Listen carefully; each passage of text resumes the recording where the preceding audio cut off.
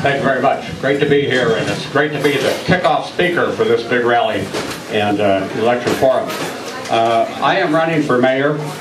Mayor, city council, of course, are nonpartisan races, and I have to emphasize that because I see a few Democrats here in the group, and as well as a lot of Republicans. But what we need in our city is good government and high caliber elected officials.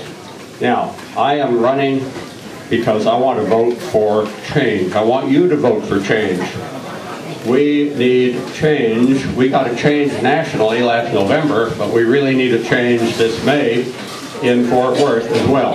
I want you to impeach Moncrief and elect me as your mayor, Clyde Picht. Now, one of the things that I want to stress is that I think that the character of the leader of our city is very important. I think we need to return ethics to the city.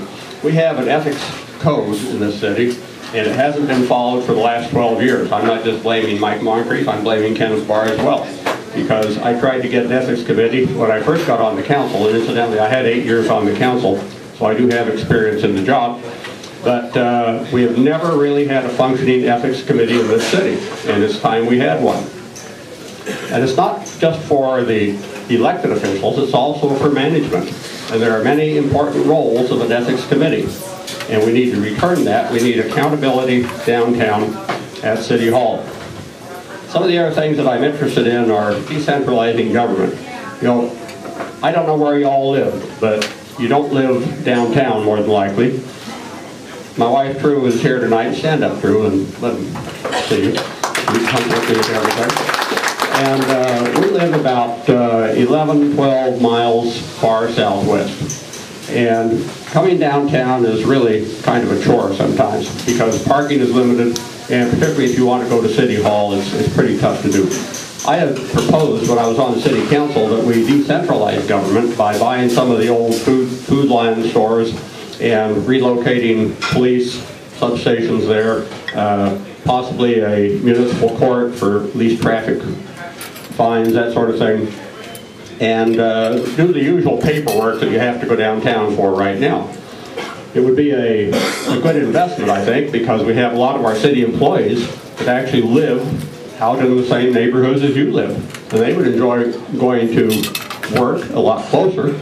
With this modern day technology of video conferencing, we could have actually a community room there where people could appear before the council and be at the remote location at an auxiliary city hall, so to speak. So that's one of the things I would like to do, is to get government back out to the people, and also to bring people back into government. You know, you see a lot of committees and task forces and what have you, and quite often they're laden with the same names. You'll recognize a lot of people on those task forces and committees that you've seen before, and before that, and before that. And they're generally stacked to achieve the end that the city wants to, that is, the city wants to do, the council wants to do.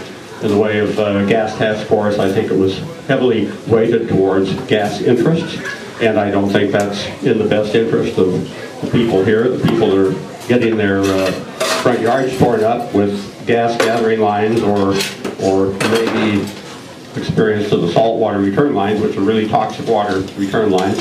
But we need to get new people. We need to get people that are totally unbiased and average citizens to look at some of these things and give us a good common sense response when we come up with these big ideas.